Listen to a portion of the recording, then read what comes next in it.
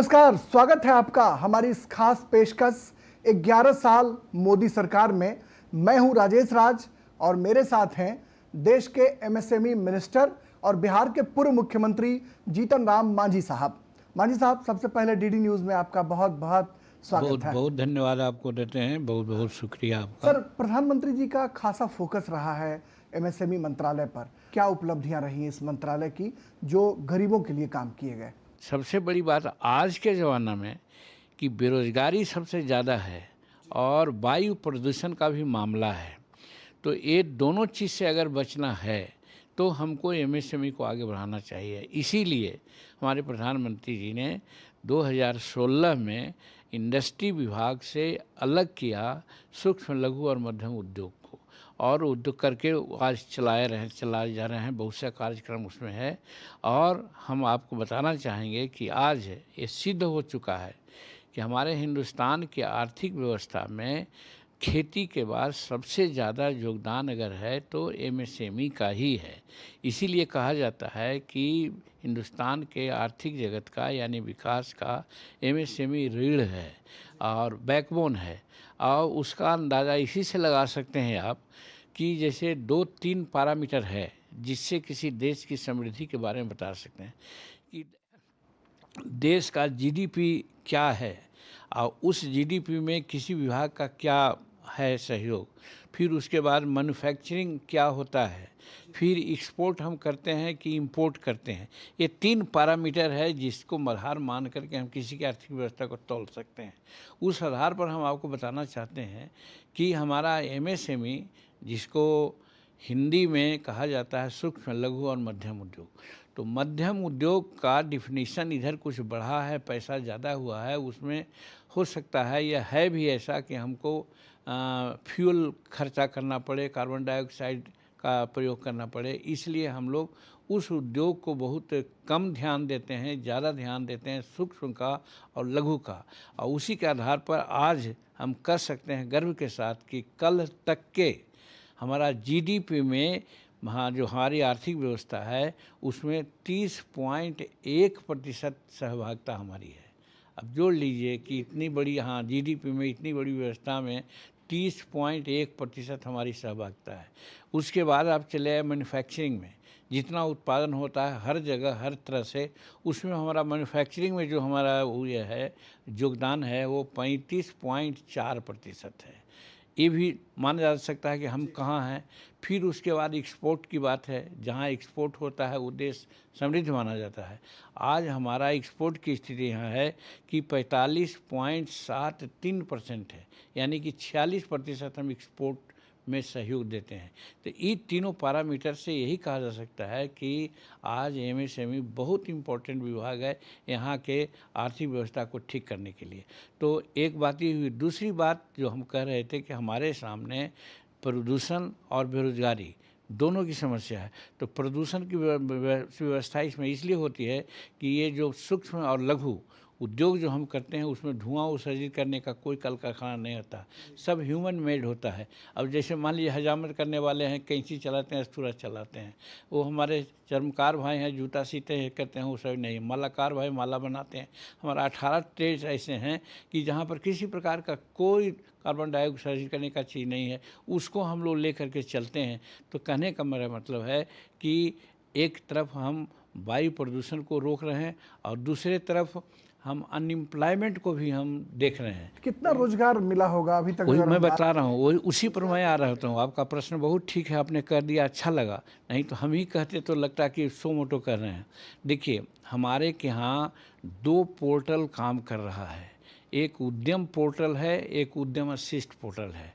उद्यम पोर्टल में कंपेरेटिवली कुछ आधार कार्ड वगैरह की ज़रूरत होती है और कुछ ज़्यादा पैसा लगता है तो उसको देते हैं। और उद्यम असिस्ट में किसी तरह की कोई ज़रूरत नहीं है और उससे हम लोग बैंक का लोन फोन की भी बात नहीं आती है।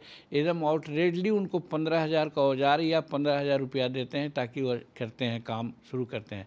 ऐसे में हमारे सामने अभी तक दोनों में मिला करके 6,58,00,000 इकाइयाँ हमारा रजिस्टर्ड है। सिर्फ एमएसएमई विभाग है वो, ये दोनों पोर्टल पर हमारा रजिस्ट्रेशन सब मिला करके है 34 करोड़। 34 करोड़ में 28 करोड़ लोगों को हम लोगों ने नियोजन दे दिया, मतलब कि उनको इंगेज कर दिया, नौकरी नहीं दिया, वो इंगेज्ड हैं। और इंगेज का बहुत सा मामला प्रत्यक्ष और अप्रत्यक्ष रूप से उनको रोजगार मिला। एकदम प्रत्यक्ष रूप में, अप्रत्यक्ष का कोई सवाल ही नहीं है। हम जैसे ठाकुर भाई हमारे हजामत बनाते हैं रोड पर, हम उनको 15,000 रुपया दे दिया कि रोड पर नहीं, तुम अपना गैलरी बनाओ और रहो, और वो बना करके अगर और आगे बढ़ना चाहते हैं तुमको 1 लाख रुपया हम तो देते वो हैं। क्या वो आप विश्वकर्मा योजना से दे रहे हैं क्या? हाँ, पीएम विश्वकर्मा तो वो योजना क्या से है? कहा जाता है कि प्रधानमंत्री का खासा फोकस रहा है समाज के अंतिम पायदान पर खड़े लोगों के लिए, ऐसे में विश्वकर्मा योजना क्या 17 है? सितंबर को विश्वकर्मा डे मनाया जाता है हिंदुस्तान में, और इत्तफाकन काउंसिलेशन भी हम प्रधानमंत्री को देते हैं कि 17 सितंबर को ही उनका बर्थडे भी है, और उसी दिन पीएम विश्वकर्मा योजना उन्होंने लागू किया। और 23 को 2023 में उसमें उन्होंने बताया है कि 5 साल में 30 लाख लोगों को हम अपना सब व्यापार रोजगार दे देंगे, मैंने बनाया। उसके अलावा तो और है, लेकिन विश्वकर्मा योजना में ही हुआ है। और अभी तक हम लोग 5 लाख लोगों को रोजगार दे दिया। उसमें 18 ट्रेड्स है। 18 ट्रेड्स में हम बताना चाहते हैं, जैसे कि हजामत वाले लोग हैं, ये माला बनाने वाले लोग हैं, काठ के कारीगर करने वाले काठीगिरी बढ़ईगिरी है, नाव बनाने वाले हैं, जाल बुनने वाले हैं इत्यादि। इस तरह से कोबलर हैं, उसमें मैंने गोल्ड स्मिथ हैं, लोहा स्मिथ हैं। इस तरह का 18 ट्रेड है, और सब 18 ट्रेड को बिना किसी के पहले हम दे देते हैं 15,000 रुपया, या टूल किट्स दे देते हैं। अब वो जो टूल किट से कुछ आगे बढ़ना चाहते हैं, बहुत लोग ऐसे होते हैं कि 15,000 रुपया दे दिया, टूल किट दे दिया, उधर कर देते हैं। लेकिन 99% ऐसे लोग हैं कि उसका उपयोग करते हैं। तो जो उपयोग करते हैं और आगे बढ़ना चाहते हैं, तो उनको हम 1 लाख रुपया फिर दे देते हैं। 1 लाख रुपया देते हैं बैंक से बिना गारंटी के 4% सूद पर, और वो अगर कर लेते हैं 1 लाख में और बढ़ा देते हैं, फिर आगे जाकर के हमको 2 लाख देते हैं। इस तरह से उनको हम बढ़ा रहे हैं। कहने का मतलब कि हमारे लोग जो अनएम्प्लॉयड थे उसको एम्प्लॉयमेंट दे रहे हैं, और जिसमें वायु प्रदूषण का कोई सवाल नहीं है। और ये कंसेप्ट प्रधानमंत्री का है कि जो हमारा पुराना हज़ारों वर्ष से जो हिंदुस्तान जगत गुरु कहलाता था, धन धान से पूर्ण था, उस समय कोई विदेशी कंपनियां नहीं थी, उसमें ये बड़े बड़े फैक्ट्रियां नहीं थी। यही चीज़ था जिससे हम आगे बढ़ रहे थे। इस कंसेप्ट को उजागर करके प्रधानमंत्री जी ने इस देश को आगे बढ़ाने का काम किया है एमएसएमई के माध्यम से। खादी जो है वो एक इंटरनेशनल ब्रांड बन चुका है। बीच का जो काल था, ऐसा देखा गया कि पीएम मोदी 2014 में जब प्राइम मिनिस्टर बने, उसके बाद खादी को एक पंख लगा और इंटरनेशनल ब्रांड बन चुका है। छोटे छोटे शहरों में भी आप खादी मॉल बनाने की योजना बना रहे हैं। उससे क्या लगता है कि जो समाज का अंतिम तबका है वो जुड़ सकेगा, उनको कैसे लाभ मिलेगा? देखिए, हमारे एमएसएमई का 3 ऑर्गन विशेष करके है। एक ऑर्गन तो हम बनाते हैं जिसको क्वायर बोर्ड कहते हैं, दूसरा है हमारा खादी बोर्ड है, और तीसरा है एनएसआईसी जिसको लघु उद्योग कहते हैं। इसके माध्यम से ही विभाग को चलाया जाता है। तो खादी बोर्ड हमारा सबसे प्रमुख बोर्ड है, और अभी तक के मालूम होना चाहिए आपको कि 1,70,000 करोड़ के हम इसमें बिक्री कर चुके हैं। तो किसी भी एक कंपनी में या कोई संस्था में 1,70,000 करोड़ रुपया का बिक्री कोई मामूली है नहीं। तो आपका कहना ठीक है कि खादी भी हमारे इंडियन ये जो अर्थव्यवस्था है उसमें प्रमुख स्थान रखता है।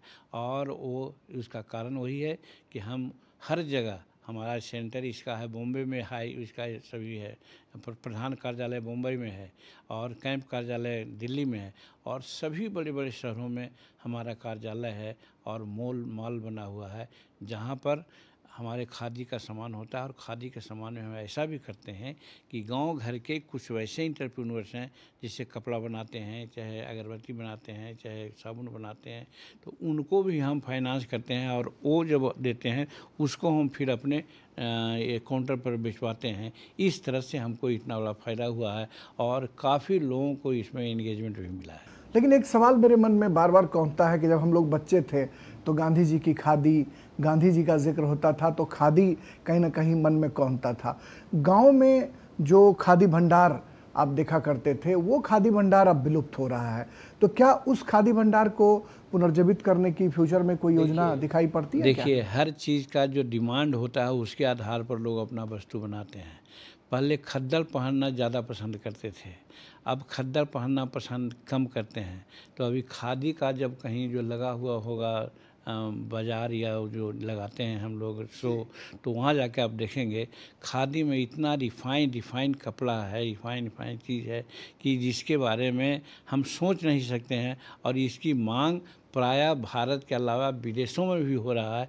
तो हमारा बिक्री हो, हमको लाभ हो, इस माने से भी हम खादी को कुछ परिष्कृत किया है। इसलिए वो जो आप कहते हैं खद्दर उद्योग वाला, वो खद्दर थोड़ा सा कम हुआ है, उसकी जगह रिफाइंड प्रोडक्ट हम करते हैं। जी, अब हमें लेना होगा यहाँ पर एक छोटा सा ब्रेक, लेकिन ब्रेक के बाद जब हम लौटेंगे तो बिहार के पूर्व मुख्यमंत्री और एमएसएमई मंत्री जीतनराम मांझी जी से ये जानने की कोशिश करेंगे कि बिहार के लिए इनके मंत्रालय ने क्या कुछ किया और बिहार विधानसभा के जो चुनाव आने वाले दिनों में होने वाले हैं उसमें इनकी पार्टी की क्या भूमिका होगी और बिहार की सियासत पर ये क्या अपना विचार रखते हैं।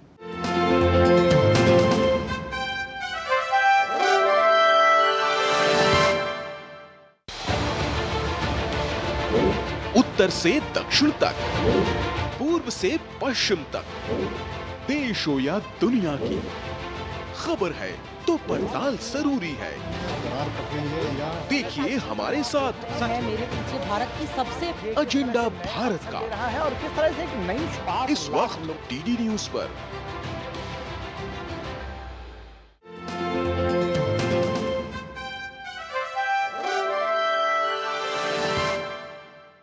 ब्रेक के बाद एक बार फिर स्वागत है आपका हमारी इस खास पेशकश में।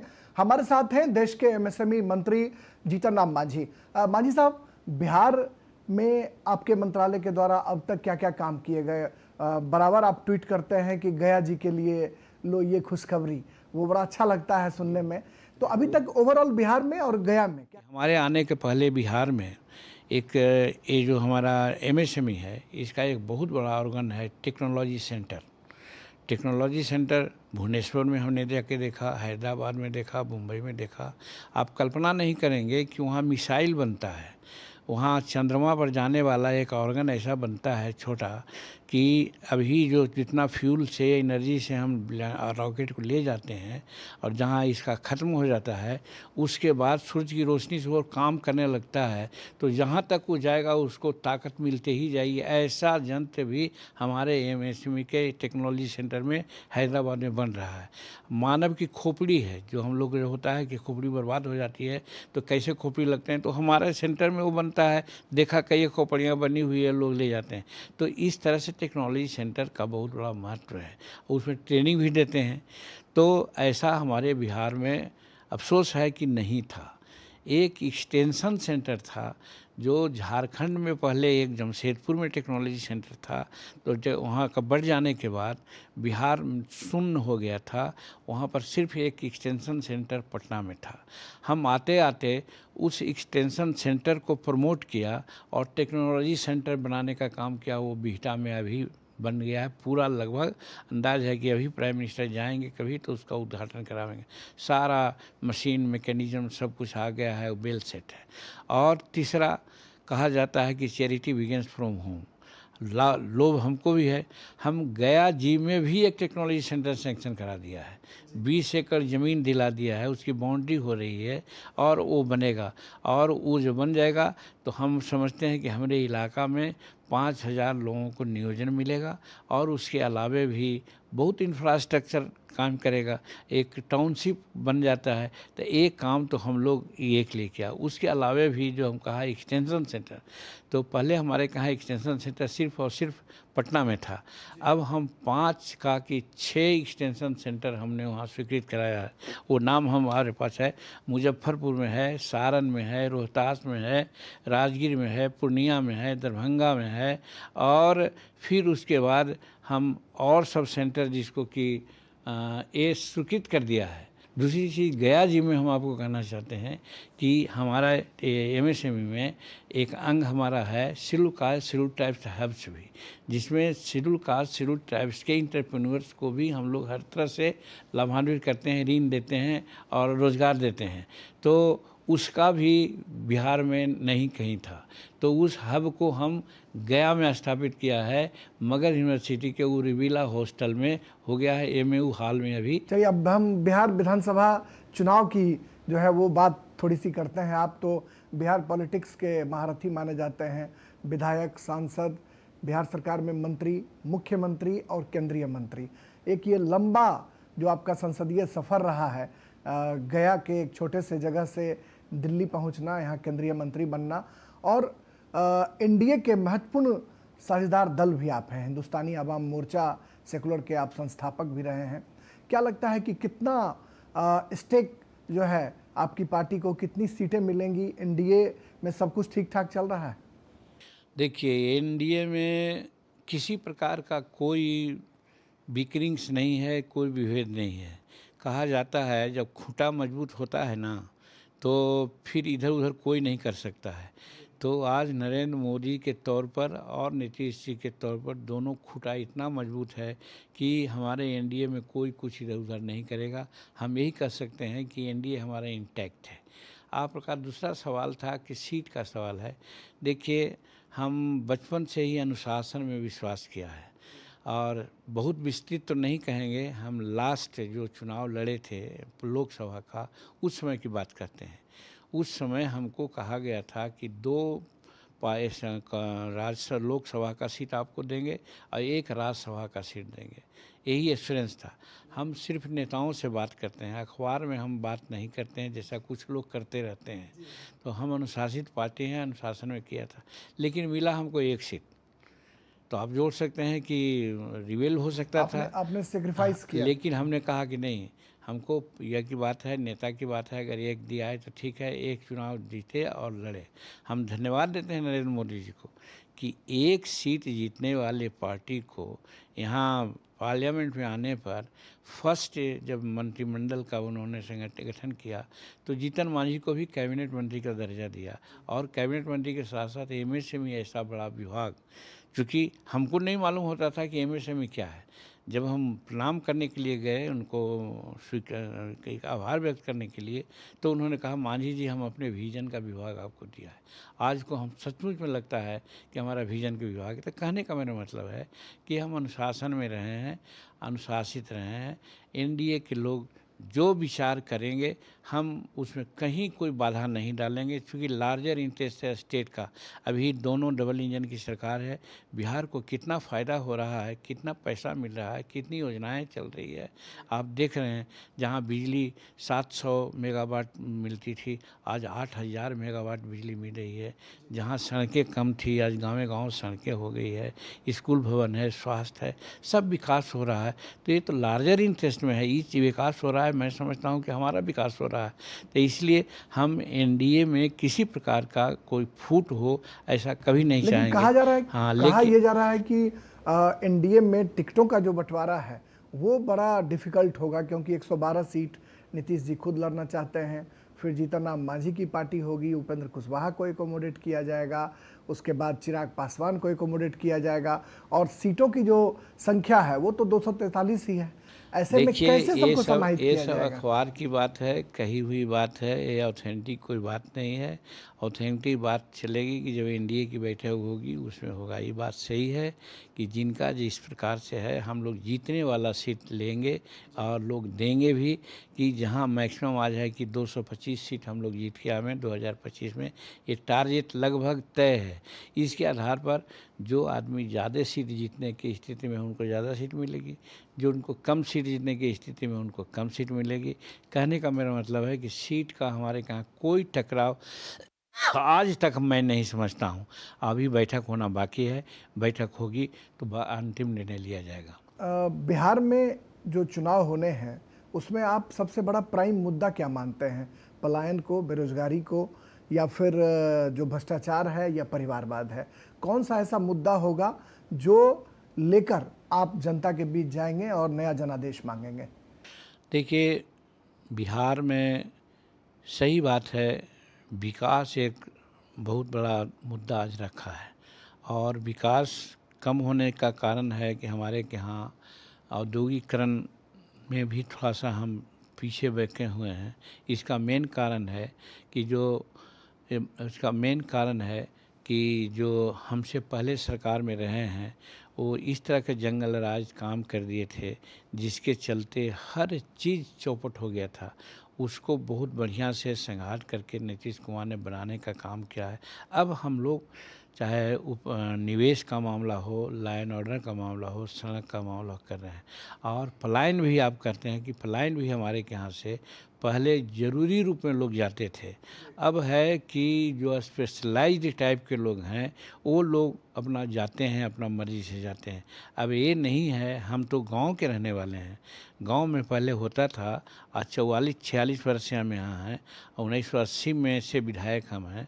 भाई जी, मैं बहुत क्लियर कहना चाहता हूँ कि जैसे ही आश्विन महीना आता था, हम देखते थे कि गांव में जिनके पास चावल गेहूँ रहता था, लाइन लगा के लोग जाते हैं। हम पूछते थे कहाँ जा रहे हैं, तो फल्ला बाबू के यहाँ जा रहे हैं, 1 मन चावल लेंगे तो इनको 2 महीने के बाद 1.5 मन चावल देना पड़ेगा। इस तरह की बात थी। आज सचमुच में कहता हूँ कि आज इस प्रकार की बात नहीं है। हमारे गरीब भाई लोग भी आज उनके पास पैसा है, मकान बना रहे हैं, सब काम कर रहे हैं। तो कहने का मतलब विकास तो हुआ है। हाँ, पलायन की स्थिति है जो खास करके ज़्यादा कमाने के लिए, ज़्यादा और लेने के लिए जा रहे हैं। उसका कारण है कि हमारे यहाँ थोड़ा सा इंडस्ट्री की कमी हुई है। और इंडस्ट्री जानते हैं कि जब एक बार कहीं बात बिगड़ती है तो उसको बनने में बड़ा समय लगता है। तो ये जो 15 वर्ष पहले राज जो हुआ 2005 के पहले, तो लोग बिगाड़ दिया बिहार को, जंगल राज करा दिया। वो जंगल राज को सुधारने में समय लगा है, लेकिन अब एकदम ट्रैक पर आ गया है। हर तरह से आज हम विकास कर रहे हैं। हमारा वहाँ का जीडीपी है, इनकम, नेशनल इनकम है, सब कुछ ठीक है। मतदाता हम समझते हैं पुनरीक्षण का जो मामला है वो बिहार में काफ़ी सुर्खियां बटोर रहा है और बिहार विधानसभा में भी विपक्ष ने वहां मेजें तोड़ दी, कुर्सियां तोड़ दी। सड़क से संसद तक भी विपक्ष का जो प्रदर्शन है वहां दिल्ली और पटना दोनों जगह चल रहा है। कैसे देखते हैं इसको? हम इस रूप में देखते हैं कि ये जो SIR है और सर्वेक्षण का जो मामला है, एक इलेक्शन कमीशन का ये सतत प्रक्रिया है। सर्टेन समय के बाद ये प्राय करते हैं। 2003 में भी शायद हुआ था, 2027 में भी शायद हुआ था। मेरा कहने का मतलब आज समय बीत गया, उसके बाद आज भी करना है। अब आप देखे होंगे, कल हम देख रहे थे, मृतक जितने भी हैं जो वोटर लिस्ट में नाम है वो 6% के आसपास में थे। तो क्या वो मृतक का नाम रहना चाहिए? कुछ ऐसे लोग थे जिनका कि डबल नाम लिखा हुआ है, तो क्या दोनों का होना चाहिए? जो डबल लाभ ले करके आज कुछ बोगस वोटर बना करके आज राजनीतिक चमका रहे थे, तो वो लोगों को डर हो गया है। लेकिन हम लोग कहते हैं सांच को आँच क्या, जब जो ठीक है तो इलेक्शन कमीशन तो न्यूट्रल रूप में काम, संवैधानिक संस्था है, वो काम कर रही है, तो वो ठीक काम कर रही है। दूसरी बात कि इन्फिल्ट्रेशन भी ज़्यादा हुआ है खास करके आप किशनगंज के इलाका में चल जाइए, जो बॉर्डर इलाके हैं, बॉर्डरिंग इलाका में जाइए। हमको पता है कि हमारे शेड्यूल कास्ट के ज़मीन को छीन करके दूसरे लोग बागवान लगा लिए हैं और टारका लगाए हैं। वो सब दूसरे लोग हैं जो बाहर से आए हैं। भारतीय जनता पार्टी ये मानती है कि तुष्टीकरण जो है वो किया जा रहा है, इससे जीतन राम मांझी इत्तेफाक रखते हैं? देखिए, तुष्टीकरण की बात में इसमें है ही नहीं। हम लोग कहते हैं कि हम क्यों कहें तुष्टीकरण, हम तो कह रहे हैं कि सतत प्रक्रिया है। चुनाव आयोग हर तरह से हमारा मतदाता सूची में शुचिता बना रहे, स्वच्छता बना रहे, इसके लिए वो प्रयास कर रही है। इसमें अगर किसी को कुछ लगता है तो इसका मतलब है कि नाजायज़ वोटर बना करके लाभ लेने की उन लोगों को जो नीति रही है उसी से घबरा करके वैसा कर रहे हैं, क्योंकि उनके पास कोई मुद्दा है नहीं। जाति जनगणना कितना बड़ा मुद्दा होगा बिहार में, बहुत संक्षेप में जानना चाहेंगे आपसे। हम समझते हैं कोई बड़ी मुद्दा नहीं होगा। जो कानून व्यवस्था को समझने वाले, जानने वाले लोग हैं, आज इलेक्शन कमीशन को धन्यवाद दे रहे हैं। और ख़ास करके शेड्यूल कास्ट, अति पिछड़ा टाइप के लोगों का जिनका नाम छूटा हुआ रहता था, कुछ लोग ट्रिपल क्वाड्रिपलेट नाम अपना बना लेते थे, जो आज छूट गया था, गरीबों का नाम उसमें जुटेगा। तो इसलिए गरीब लोगों को फ़ायदा होगा, इससे ज़्यादा से ज़्यादा मतदाता वोट कर सकेंगे। ये जनतंत्र की जमहूरियत की तकाजा है। चलिए, बहुत शुक्रिया डीडी न्यूज़, देश के सबसे बड़े टेलीविज़न नेटवर्क डीडी न्यूज़ से जुड़ने के लिए आपका बहुत बहुत धन्यवाद। चलिए, बहुत धन्यवाद आपको। चलिए, ये थे जीतन राम मांझी साहब जो हमारे खास मेहमान थे आज के इस एपिसोड में। बस इतना ही। किसी दूसरे अंक में एक बड़ी शख्सियत के साथ हम जल्द हाजिर होंगी। तब तक के लिए हमारी पूरी टीम को दीजिए इजाज़त। नमस्कार।